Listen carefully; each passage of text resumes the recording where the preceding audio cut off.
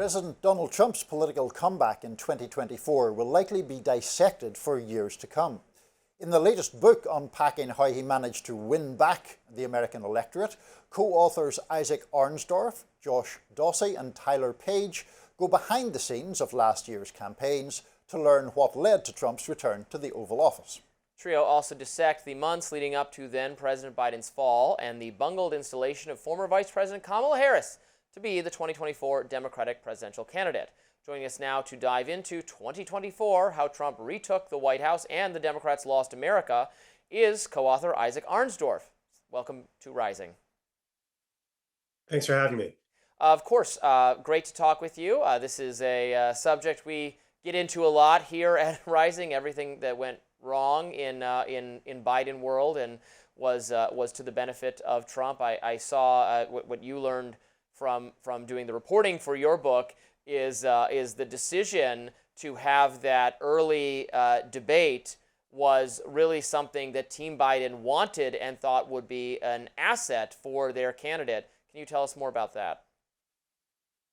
Yeah, well, the first thing was that the campaign was running out of money. They kept having to cut their fundraising goals, as we report for the first time, because there was no grassroots enthusiasm and big donors were backing off. So they knew they needed something to reset the race, and they knew that the main problem was perceptions about his age and ability to do the job. And his team, his top advisors, thought the best way to address that would be to put him out there in front of the American public. If they could, on the biggest possible stage, if they could see him the way that they saw him, that would be the best way to put those concerns to rest. Of course, when most Americans saw him that night, they saw something very different. Isaac, you also go into the search by Vice President Harris once she had become the nominee for a running mate, and particularly the fact that it ultimately basically comes down to Tim Walz or Josh Shapiro, the governor of Pennsylvania. And in your account, Harris goes for Walz primarily because she clicks with him better on a personal level. There seems to be some skepticism about Shapiro's personal ambitiousness and so forth. Did you get the Yeah, that's right. She kept asking her advisors for a mathematically correct answer. Basically, what does the polling show? Who helps me win the most?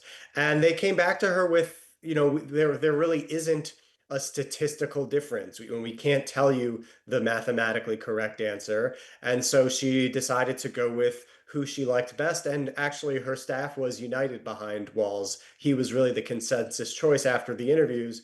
And the interview with Shapiro really didn't go well. And do you think they have subsequently changed their mind? I mean, in reporting the book, did people express misgivings about that back in for Walz? Yeah, it just seems like a crazy idea to me. He's the governor of the must-win state. And to say, oh, there's no difference between that guy and some other guy just makes no sense to me. But what was your insight there? Well, I never heard anyone express regret about picking Walz. I think there is definitely regret about the way that Walz was deployed on the campaign and his weaknesses, as it turned out, as a campaigner.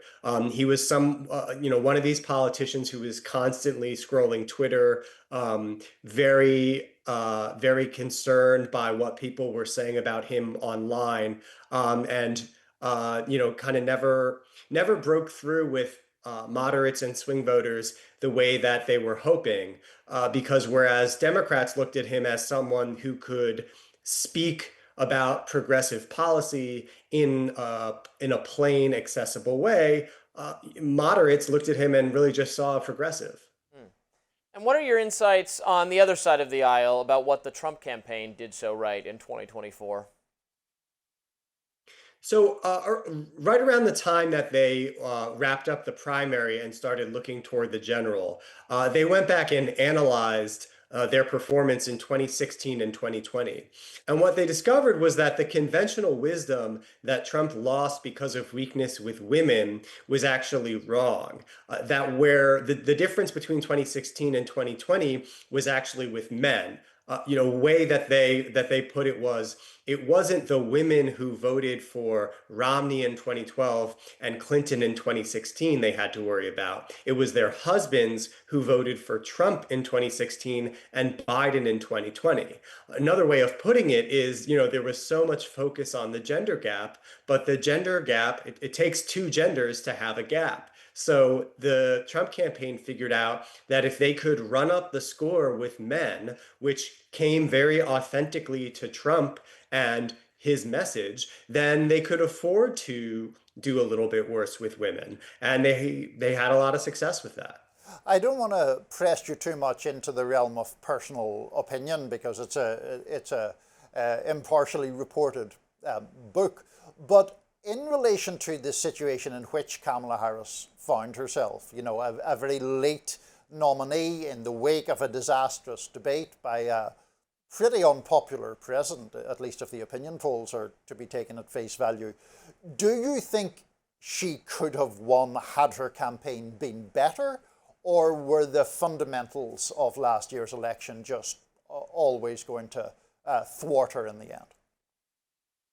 One of the things that surprised me in reporting the book is, whether people think that Harris could have done better or worse herself, she really never got the chance. In those 100 days that she had, there was no time to think about the fundamental questions about message and messenger that ordinarily would be done with tons of research years in advance. And so she really ended up just continuing to run the Biden campaign.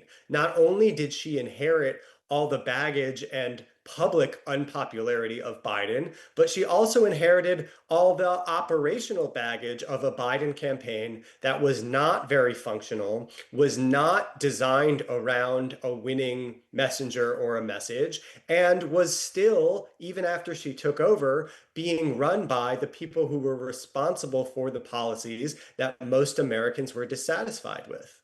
Yeah, I think that's the key problem she faced, is that there simply was not time to replace high-level campaign strategists with people who would be offering some kind of different message. And so the people she had were never going to recommend a harder break with Biden, even though that was clearly going to be necessary for her to eventually win.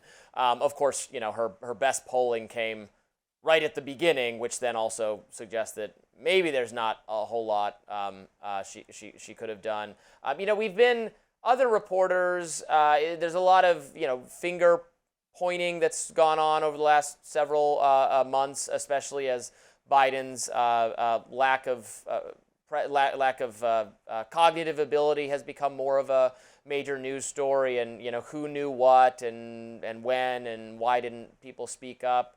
What do you make of that whole news cycle? Is this going to continue to haunt Democrats into the future? Even though Biden is no longer going to be a central figure in the Democratic Party, but people who many of the American people think were misled by these same campaign and government officials are still going to be running the Democratic Party. Well, that's part of why you see this hunger in New York for something new, someone who wasn't on the scene in 2024. And for those who were directly involved, that's certainly going to be something that Republicans are going to pressure them to answer.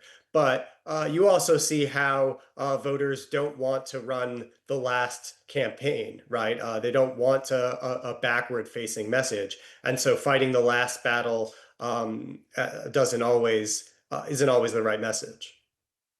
Just one final question for you, because I think it's there's a critique sometimes we hear of these books, generally your own, but also books on this campaign that have preceded yours, where there are people, sometimes regardless of their own political affiliation, who contend that reporters were saving material for books. They should have reported it at the time. They didn't, for example, scrutinize Biden at the time. What do you say to that critique? Well, we were all covering the campaign in real time for the Washington Post. And we were in constant conversation with our editors about anything we were learning for the book that had a public interest to be reported at the time. And that never, most of the material for the book we actually learned afterward, in those months after the election, after we knew the ending, after people were sometimes more candid than during the race. So there were never any situations where we had something we thought that the public needed to know that we decided to hold back for the book.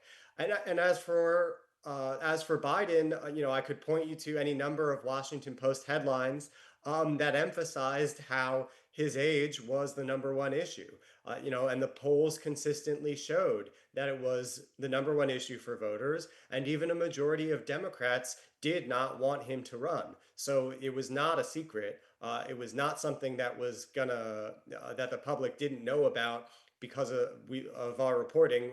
They knew, and we were reporting on it. Isaac Arnsdorf, thank you so much for joining us on Rising to talk about your new book, 2024. Thank you. Meanwhile, Joe Rogan offered high praise for Texas Democrat James Tallarico, urging him to even run for president. We'll tell you more. Stay tuned.